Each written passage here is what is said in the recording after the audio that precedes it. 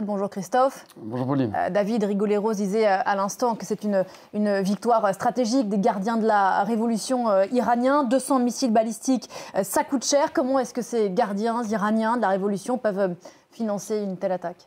Parce que c'est eux qui tiennent l'économie, en tout cas une grande partie de l'économie iranienne, entre 40 et 60% de cette économie selon les sources, autour finalement de 200 milliards de dollars.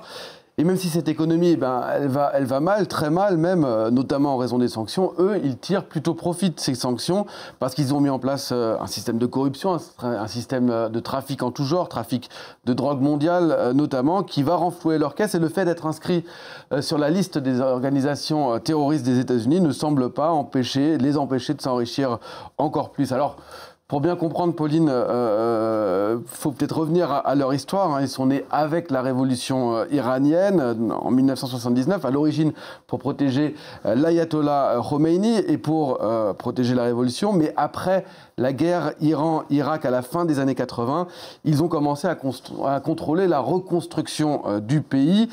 Ils ont mis à la tête des plus grandes entreprises leurs représentants, sans d'ailleurs forcément que ces représentants aient les compétences pour diriger ce genre de groupe.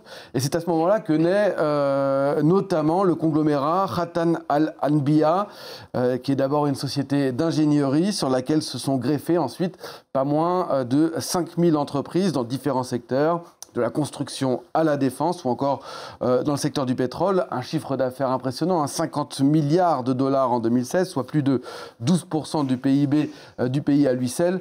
Ils emploient pas moins de 650 000 employés. Mais il n'y a pas que ce conglomérat ?